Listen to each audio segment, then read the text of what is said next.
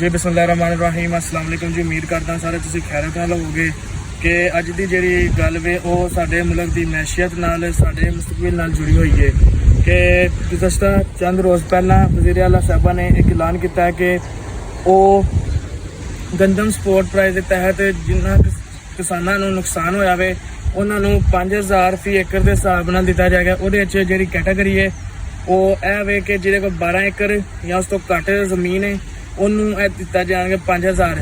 ਬਸ ਇਹ ਇੱਕ ਤੁਸੀਂ ਕਹਿ ਲਓ ਕਿ ਸੁਣਨ ਤੇ ਅੱਛਾ ਲੱਗ ਰਿਹਾ, ਲੇਕਿਨ ਇਹਦੇ ਜਾ ਕੇ ਬਿਲਕੁਲ ਹੀ ਇਹਦਾ ਇੱਕ ਉਲਟ ਹਿਸਾਬ ਹੈ, ਕਿਉਂਕਿ 5000 ਤੁਸੀਂ ਫੀ ਏਕੜ ਜਿਹੜਾ ਕਿਸਾਨ ਨੂੰ ਦੇ ਰਹੇ ਹੋ ਉਹਦਾ ਮਤਲਬ ਇਹ ਵੇ ਕਿ ਅਗਰ ਕੋਈ ਬੰਦਾ ਮਰਿਆ ਹੋਵੇ ਤੇ ਉਹਦੇ ਮੂੰਹ ਦੇ ਉੱਤੇ ਮੱਖਣ ਲਾਉਣ ਦੇ ਮੁਤਰਾਦਫ ਹੈ।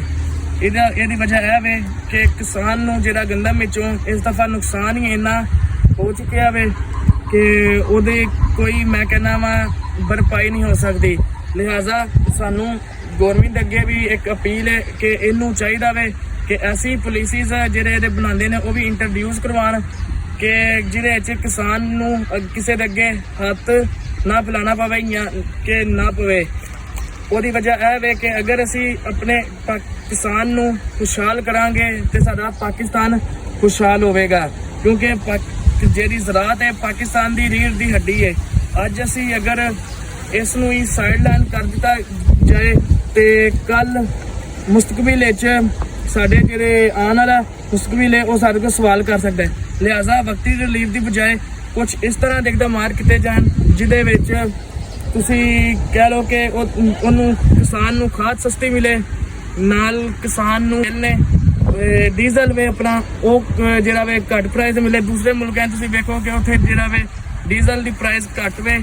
ਹੋਰ ਜਾਂ ਤੁਸੀਂ ਮੈਂ ਵਜ਼ੀਰ ਆਲਾ ਸਾਹਿਬਾ ਦਾ ਇੱਕ ਵੀ ਬਿਆਨ ਸੁਣ ਰਿਹਾ ਜਿਹਦੇ 'ਚ ਕਿਹਾ ਕਿ ਮੈਂ 15 ਕਰੋੜ ਆਵਾਮ ਨੂੰ ਜਿਹੜਾ ਵੇ ਉਹ ਰੋਟੀ ਦੇਣਾ ਚਾਹੁੰਦੀ ਹਾਂ ਤੇ ਰੋਟੀ ਤੁਸੀਂ ਸਸਤੀ ਦੇ ਲੋਗੇ ਵਕਤੀ ਤੌਰ ਤੇ, ਲੇਕਿਨ ਉਹਦਾ ਤੁਹਾਨੂੰ ਜਿਹੜਾ ਨੁਕਸਾਨ ਹੈ ਉਹ ਇਨ ਫਿਊਚਰ ਜਾ ਕੇ ਤੁਹਾਨੂੰ ਉਹਦਾ ਅਸਰਾਤ ਨੇ ਉਹ ਨਜ਼ਰ ਆਉਣਗੇ।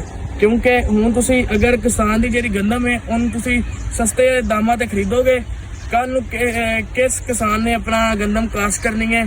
ਕੋਈ ਨਹੀਂ ਕਰੇਗਾ। ਤੁਹਾਨੂੰ ਜਾ ਕੇ ਦੂਜੇ ਮੁਲਕਾਂ ਚੋਂ ਗੰਦਮ ਖਰੀਦਣੀ ਪਵੇਗੀ ਜਿਹਦਾ ਨੁਕਸਾਨ ਸਿੱਧਾ ਮੁਲਕ ਦੀ ਮੈਸ਼ੀਅਤ ਹੈ। ਲਿਹਾਜ਼ਾ ਜੋ ਪਾਲਿਸੀਜ਼ ਬਣਾ ਰਹੇ ਨੇ ਉਹਨਾਂ ਅੱਗੇ ਵੀ ਰਿਕੁਐਸਟ ਹੈ ਕਿ ਉਹ ਆ ਕੇ ਆਪਣਾ ਗਰਾਊਂਡ ਲੈਵਲ ਤੇ ਵੀ ਵੇਖਣ ਕਰਨ ਕਿ ਕਿਸ ਤਰ੍ਹਾਂ ਕਿਸਾਨ ਮਿਹਨਤ ਕਰਦਾ ਵੇ ਤੇ ਉਹਨੂੰ ਉਸ ਮਿਹਨਤ ਦਾ ਸਿਲਾ ਦਿੱਤਾ ਜਾਏ। ਹੁਣ ਹਰ ਚੀਜ਼ ਦਾ ਰੇਟ ਡਬਲ ਹੈ ਤੇ ਉੱਥੇ ਤੁਸੀਂ ਕਿਸਾਨ ਵਾਸਤੇ ਤੁਸੀਂ ਕਹੋ ਜੀ ਅਸੀਂ ਆਟਾ ਸਸਤਾ ਕਰਨਾ ਹੈ, ਇਸ ਵਾਸਤੇ ਅਸੀਂ ਗੰਦਮ ਸਸਤੀ ਕਰ ਦੇਣੀ ਹੈ। ਲਿਹਾਜ਼ਾ ਇਸ ਕਿਸਮ ਦੀ ਜਿਹੜੀਆਂ